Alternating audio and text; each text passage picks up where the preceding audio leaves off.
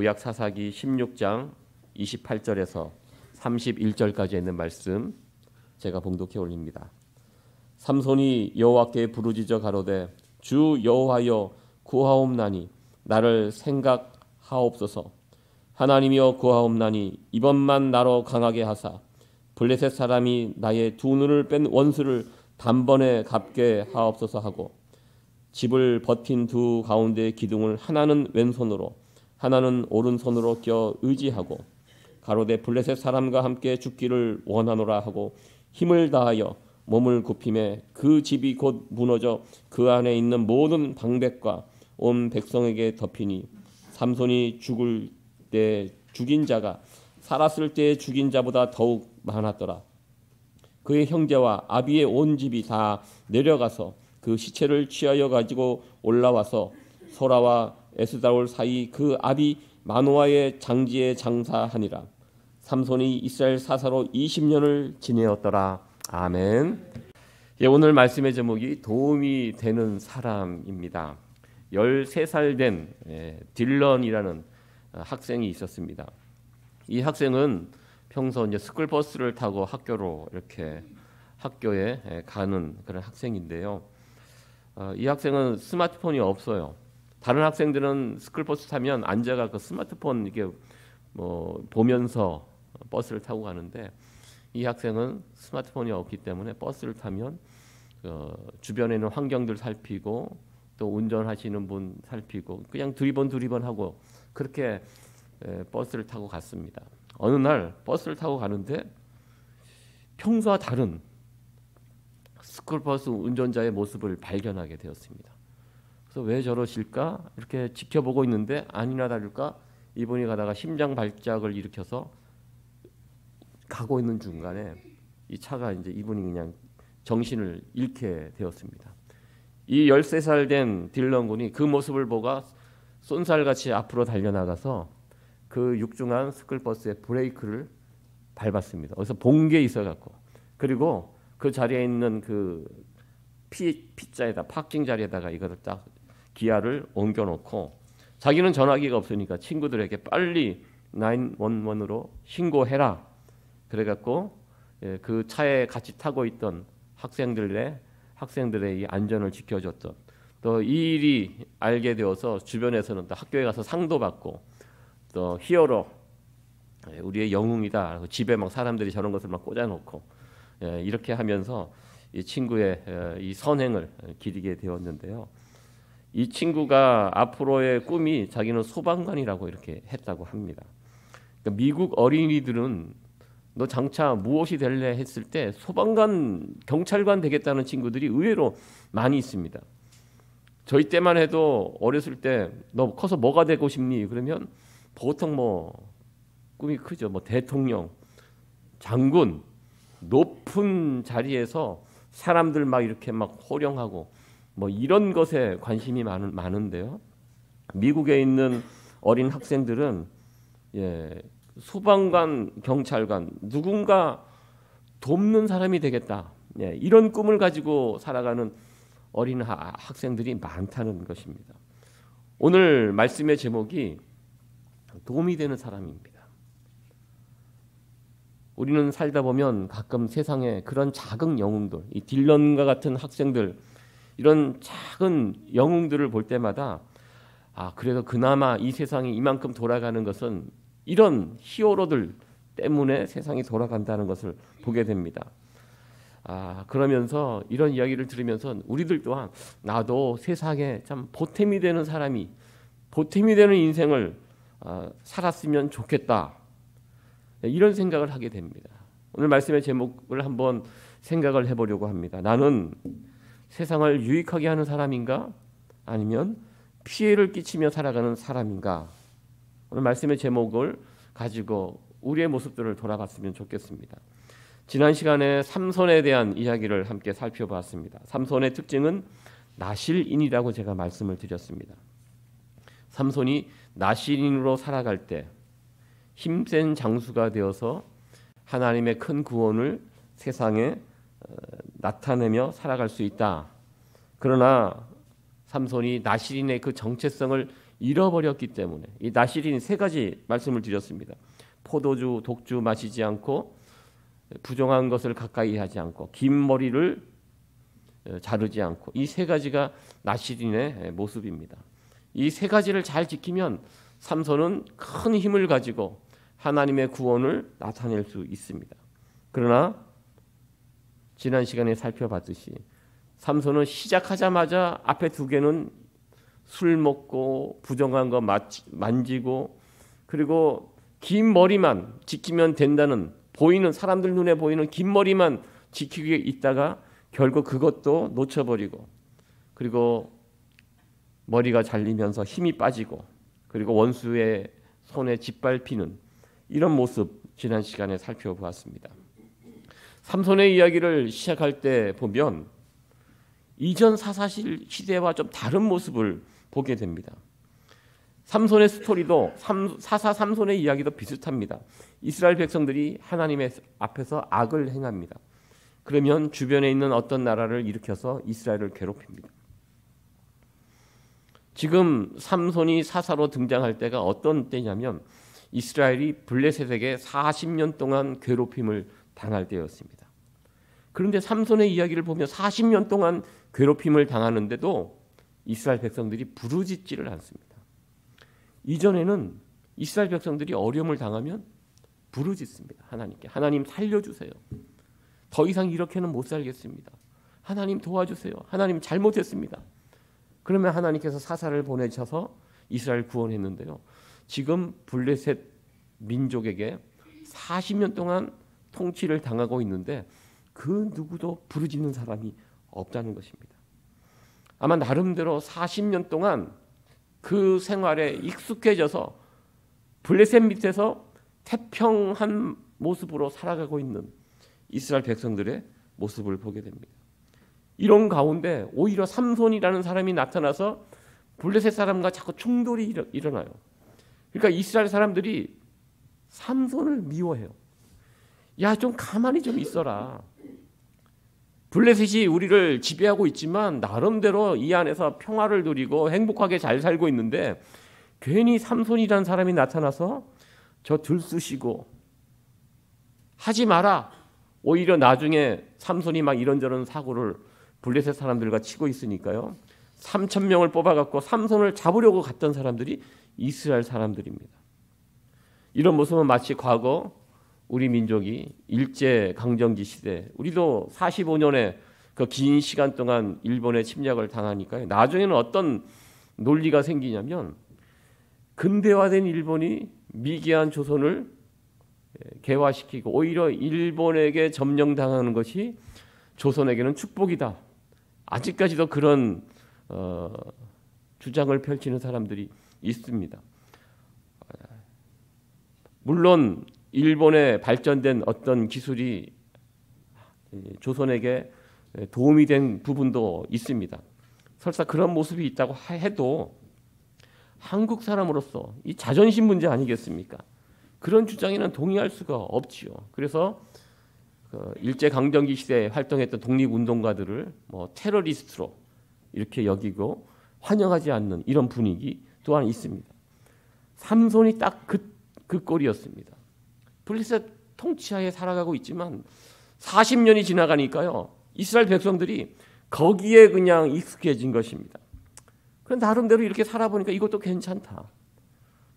싸우지 않고 그냥 평화를 누리니 이거 괜찮다. 이런 가운데 삼손이 막 혼자 막 돌아다니면서 블레셋 사람들과 충돌을 일으키니까 이게 오히려 싫은 것이었습니다. 이런 모습은 영적인 눈으로 보면 딱 우리들의 모습과 비슷한 것이 아닌가. 우리의 모습이 될 수도 있다는 것입니다. 우리가 하나님의 사람이고 또 세상과 구별된 우리 모두는 나시린들입니다. 그런데요. 우리가 세상에서 같이 살다 보니까요. 어느새 그냥 세상과 짝이 되어서 세상 사람들과 비슷한 모습으로 하나님을 모르는 사람들과 별반 차이가 없는 모습으로 그 안에서 안심하며 삼손이 사자를 잡고 그리고 사자가 죽은 사자 안에서 꿀이 있잖아요. 시체의 손을 부정한 것에 손을 대면 안 되는데 그거 다 무시하고 그 꿀을 바라보면서 꿀을 따고 꿀을 먹고 꿀을 또 부모에게 갖다 주는 그 부정한 것에 꿀을 빨았던 삼손의 모습처럼 우리들 또한 하나님의 나실인으로서 그리스도인으로서 세상과 구별된 모습으로 살아가야 하는데요. 세상이 주는 꿀에 눈이 멀어서 세상과 별 차이 없이 살아가고 있는 우리의 모습은 아닌지 이 삼손의 이 시대의 모습과 우리의 모습을 같이 한번 비교를 해 보았습니다. 삼손의 이야기를 따라가다 보면요. 그 시대가 얼마나 영적으로 무디어져 있는지 무기력했는지 보게 됩니다. 어려움을 만나도 하나님께 부르짖지 않습니다. 부르짖어야지 길이 열리는데 부르짖지 않습니다. 아마 부르짖을 힘이 없어진 것 같습니다. 영적으로 다운돼 있습니다. 삼손의 부모도 처음에는 불임이었습니다. 자식을 낳지 못합니다. 자식을 낳지 못해 어떻게 해야 됩니까? 하나님께 나가 부르짖어야 합니다. 한나처럼 자식을 달라고 하나님께 부르짖으면 됩니다. 그런데 부르짖지 않습니다. 40년 동안의 블레셋 사람들의 통치하에 이스라엘 전체가 영적인 무기력, 침체되어 있는 이런 모습을 보게 됩니다. 이런 상황에 우리 하나님 어떻게 하셨습니까? 포기하셨습니까? 아닙니다. 이런 상황에 하나님이 먼저 찾아오셨습니다. 하나님이 먼저 찾아오시는 것. 이것이 바로 우리에게 소망이 있습니다. 우리가 영적 침체에 빠져 있을 때, 부르짖을 힘조차 없을 때 하나님께서 먼저 찾아오시고 그리고 하나님의 구원, 하나님께서 먼저 시작해 주셨습니다. 삼손의 부모에게 하나님의 사람을 보내시고 너희가 아들을 낳게 될 것이고 이름이 삼손이고 그 아들을 통해서 이스라엘이 전에도 경험해보지 못한 큰 구원의 역사를 내가 이루겠다. 하나님께서 삼손 그 부모에게 먼저 찾아오셨습니다. 그리고 삼손이 태어났을 때 하나님께서 삼손에게 복을 부어 주셨습니다. 성경에 보면요, 태어났을 때 하나님이 직접 오셔서 그에게 복을 부어 주신 사람이 없습니다. 삼손 외에는 없습니다. 삼손이 정말 특별한 사람이었습니다. 다른 사사들과는 비교할 수 없을 정도로 오늘날로 말하면 슈퍼 히어로입니다. 히어로가 아니라 슈퍼 히어로입니다. 다른 사사들과는 압도적으로 다른 능력을 가진 그런 사람입니다. 지난 시간에도 살펴봤듯이 삼손은요, 힘도 셌지만 지혜도 아주 충만한 사람이었습니다. 삼손의 이야기를 보면요, 여우 300마리를 잡아서 그 꼬리에 불을 붙이고 불이 붙은 여우가 블레셋의 밭을 막 돌아다니면서 불태우는 이런 내용이 있습니다. 여러분들 여우 300마리를 잡았다는 거 어떻게 생각하십니까? 여러분들 혹시 집에 쥐 새끼 한 마리만 들어와도 쥐 한 마리 잡는 것도 쉽지 않습니다. 우리가 가지고 있는 지식을 총동원해도 쥐 한 마리 잡기가 쉽지 않은데요. 그 똑똑한 여우를 한 마리도 아닌 300마리를 잡았다는 거. 삼손의 지혜가 얼마나 출중하다. 이거 하나만 봐도 우리는 알 수 있습니다. 그러나 우리가 잘 알다시피 삼손 그 이야기가 어떻게 됩니까? 삼손하면 생각나는 것이 여자 이야기입니다. 여자들과 스캔들. 대부분 이방 여인들 쫓아다니면서 일어난 일들이 삼손의 이야기입니다.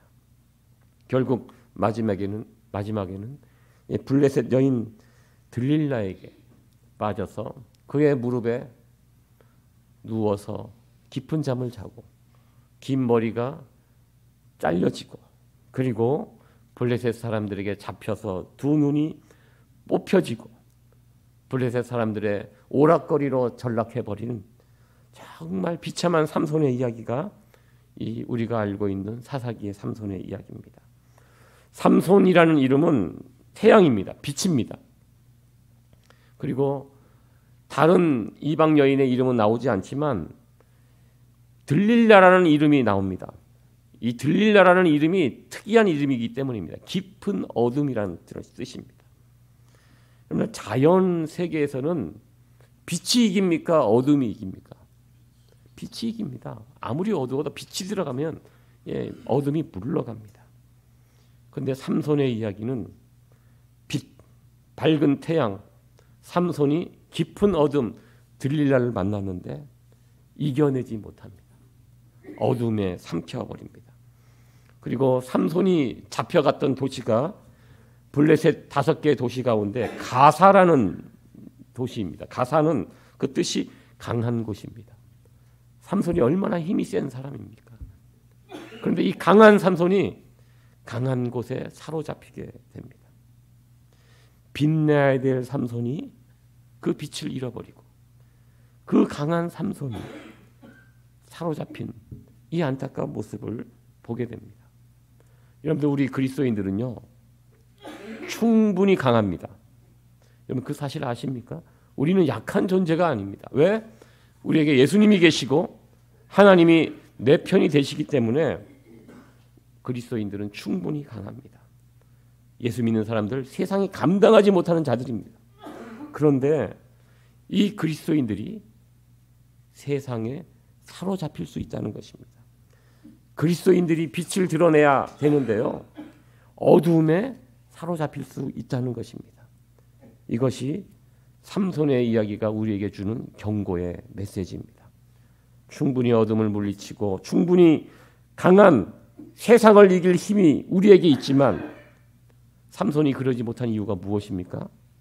그가 나실인으로 살지 못했기 때문입니다. 삼손 처음부터 하지 말아야 될 것들 하면서 이야기가 시작이 됩니다. 삼손이 제일 먼저 한 일이 무엇입니까? 디나에 가서 이방 여인과 결혼하는 일입니다. 이 디나라는 장소는 포도 산지입니다. 포도 산지이기 때문에 포도주가 유명한 곳입니다. 그곳에서 결혼식하고 포도주를 마시고 또 시체를 만지고 나실인으로 지켜야 될 것을 처음부터 어기면서 시작하는 그 삼손의 모습을 보게 됩니다. 2개를 벌써 범하고 결국 마지막 남은 1개, 긴 머리도 잃어버리게 됩니다. 사사기 16장을 읽다 보면요, 삼손이 자주 했던 말이 있습니다. 너의 힘의 근원이 무엇이냐? 들릴라가 물어볼 때마다 피하면서 만약에 그것을 내가 밝히면, 그것이 없어지면 삼손이 했던 말이 무엇이냐면 나는 다른 사람과 같이 된다. 내가 나실인의 이 모습을 잃어버리면 나는 다른 사람과 같이 된다. 이런 고백을 삼손이 반복적으로 하는 것을 보게 됩니다. 나의 긴 머리카락 잃어버리면 다른 사람과 똑같이 된다. 그런 뜻입니다. 여러분들, 우리가 하나님을 믿는 사람으로서 세상 사람들과 똑같이 사는 거, 이거 여러분들 죄입니다. 여러분 알고 계십니까? 우리가 하나님을 믿는 사람으로서 이 세상과 구별된 모습으로 살아야 하는데 우리도 똑같은 나실인들입니다. 누가 특별히 삼손만 나실인이 아니라요, 예수님을 믿는 우리 모두는 나실인들입니다. 나실인은요, 오늘날 그리스도인들입니다. 우리가 세상 사람들과 똑같이 산다면, 구별된 모습이 우리 가운데 없다면 그거 죄라는 것입니다. 바로 이 부분을 삼손의 이야기를 통해서 우리에게 말씀하고 계십니다. 오늘 제가 읽었던 이 본문의 이야기는 삼손의 마지막을, 최후의 모습을 우리에게 보여주고 있습니다. 삼손이 죽을 때 혼자 죽지 않고 하나님께 간절히 기도하면서, 자기 눈이 뽑혔잖아요. 이 원수를 갚게 해달라고 하나님께 기도하고 하나님 힘을 달라고 하면서 그때 하나님께서 힘을 허락하여 주시고 그 기둥을 무너뜨리면서 그곳에 모여있는 블레셋 사람들 다 죽이고 삼손도 죽었다. 너 죽고 나 죽자입니다.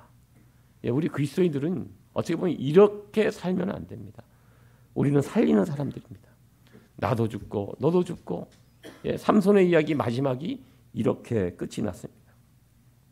그러면서 삼손의 이야기 마지막 부분을 이렇게 접하다 보면요, 이런 말씀이 있습니다. 삼손의 이야기 마지막 구절인데요, 우리 31절 말씀 같이 한번 읽어보도록 하겠습니다.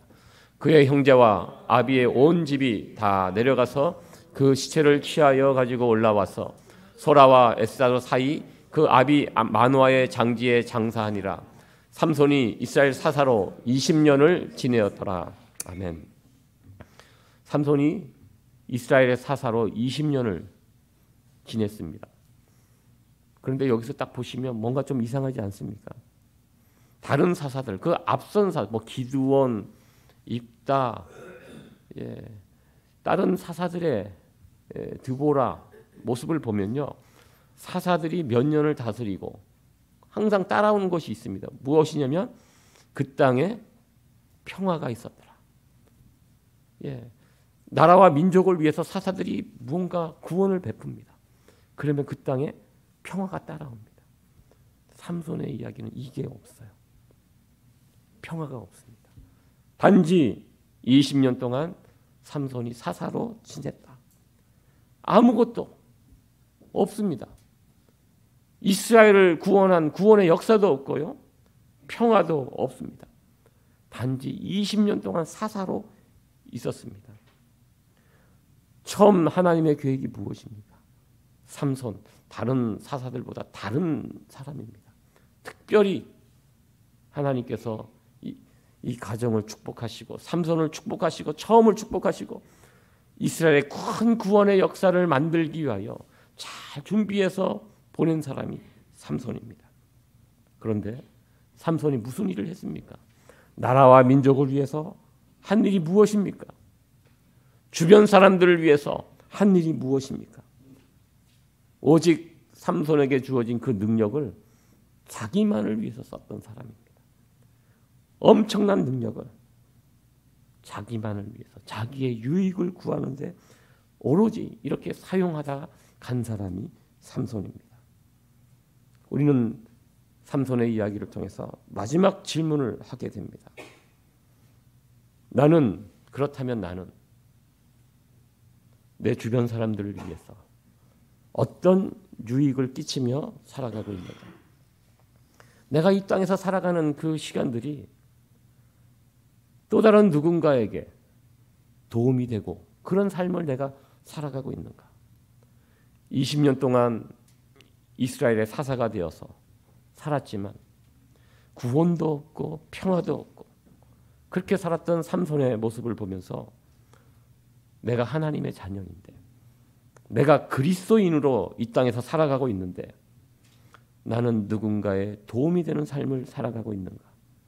아니면 나만을 위해서 하나님께서 내게 허락하신 보화들을 허비하면서 나만을 위해서 살아가고 있는가? 돌아볼 수 있는 저와 여러분들이 되었으면 좋겠습니다. 호주에 살고 있는 제임스 해리슨이라는 분이 계십니다. 이분은 어렸을 때 폐 질환이 있어서 폐를 자르는 수술을 받으신 분입니다. 죽다 살아난 분입니다. 그때 과다 출혈로 13리터의 피를 수혈을 받으셨습니다. 그 수술로 기적적으로 다시 살아나셨습니다. 그렇게 다시 살아난 다음에 이분은 결심을 합니다.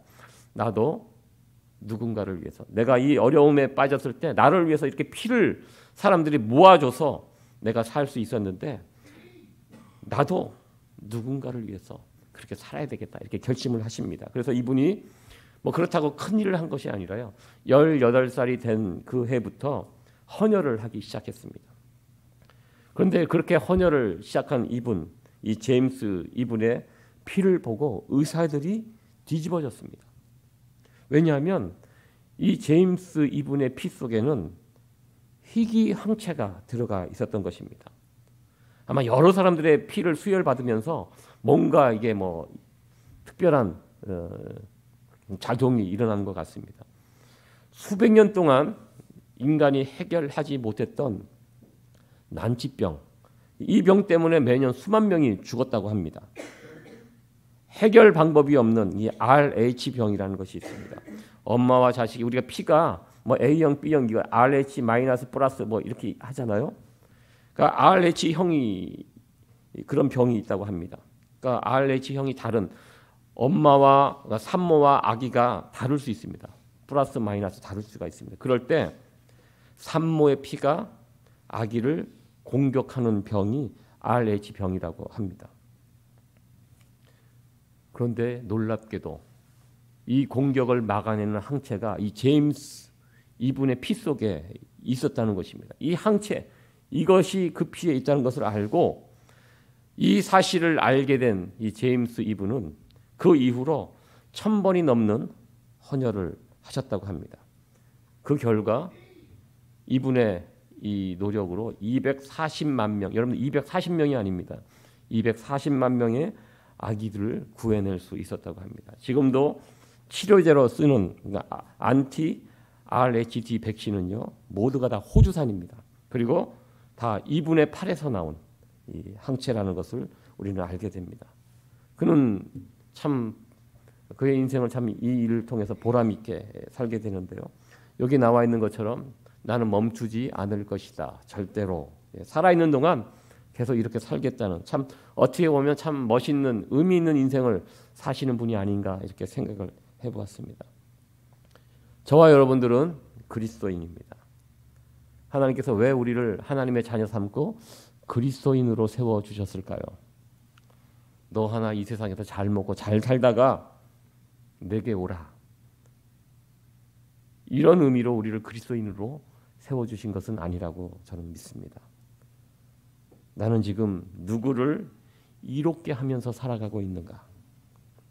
내가 예수님을 믿는다는 것 아마 여러분들 주변 사람들 다 아실 것입니다. 그렇다면 내 주변 사람들이 나로 인하여 어떤 덕을 보고 살아가고 있는가? 나는 내가 만나는 그런 사람들, 주변 사람들, 내가 만나는 친구들, 그들을 유익하게 하는 사람인가? 한번 돌아봤으면 좋겠고요. 우리가 그런 다짐을 했으면 좋겠습니다. 우리의 남은 여생, 남은 인생이 내 옆에 있는 사람들을 유익하게 하는 그 인생, 그렇게 살아가는 인생도 참 귀한 인생이라고 저는 생각합니다. 하나님이 우리에게 원하시는 저는 1번이라고 저는 생각합니다. 어쩌면 이것이 우리에게 정말 중요한 사명이라고 저는 생각합니다. 남편은 아내에게, 아내는 남편에게, 부모는 자식에게 서로 유익한, 나로 인하여 어떤 혜택을 받고 유익을 받고 도움을 받고 그 일을 위해서 하나님이 우리를 부르셨다는 사실입니다. 우리는 삼손의 이야기를 통해서 이 모습들을 반면교사 삼으셨어요. 그렇다 나는 남의 남은 인생을 누군가의 덕을 끼치고 유익을 끼치고 이런 인생으로 살겠습니다. 이렇게 하나님 앞에 다짐하며 나가는, 또 그렇게 살아갈 수 있는 성도 여러분들 되어지기를 간절히 축원합니다.